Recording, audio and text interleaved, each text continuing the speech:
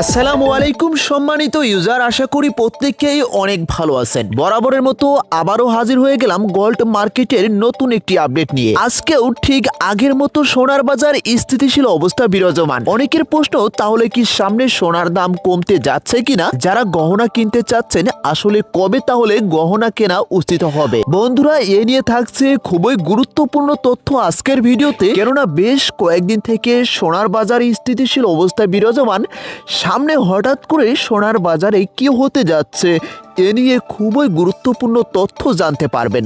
তাই এই ভিডিওটি স্কিপ না করে এখনই লাইক করে চ্যানেলটি সাবস্ক্রাইব করুন। চলুন শুরু করা যাক। বন্ধুরা, আজ 27 ফেব্রুয়ারি 2026 শুক্রবার, ঠিক বরাবরের মতো আজকেও 22 ক্যারেট প্রতি ভরি সোনার দাম নির্ধারণ করা হয়েছে 2,61,040 টাকা প্রতি ভরি, যে দামটি বেশ কয়েকদিন থেকে মার্কেটে বিরাজমান। আজকে 21 ক্যারেট প্রতি ভরি স্বর্ণের দাম নির্ধারণ করা হয়েছে 2,49,143 টাকা প্রতি ভরি। 18 ক্যারেট প্রতি ভরি সোনার দাম আজকে নির্ধারণ করা হয়েছে 2,13,568 টাকা, এবং সনাতন পদ্ধতির প্রতি ভরি সোনার দাম আজকে নির্ধারণ করা হয়েছে 1,74,785 টাকা। গত কয়েকদিনের তুলনায় আজ আবারও 21 ক্যারেট স্বর্ণেতে বৃদ্ধি পেয়েছে 2,041 টাকা, এবং কি 18 ক্যারেট স্বর্ণেতে বৃদ্ধি পেয়েছে 1,808 টাকা, এবং কি 22 ক্যারেট স্বর্ণেতে বৃদ্ধি পেয়েছে 2,216 টাকা, যা বেশ কয়েকদিন ধরে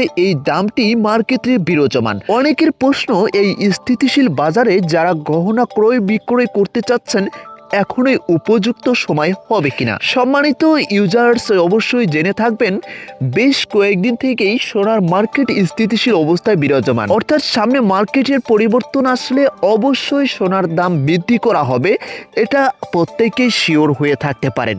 তাই যারা বিবাহ অনুষ্ঠান বা যে কোনো কার্যক্রমে গহনা কিনতে চাচ্ছেন, অবশ্যই এখনই উপযুক্ত সময় বলে আমরা মনে করি। আর হ্যাঁ, ভবিষ্যতে দাম কমার কোনো সম্ভাবনা আছে কিনা?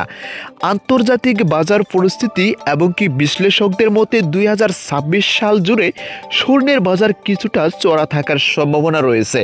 তাই কোনোভাবে ভবিষ্যতে দাম কমার সম্ভাবনা একদম নেই বললেই চলে। বন্ধুরা, আশা করি সকল কিছু জানতে পেরেছেন।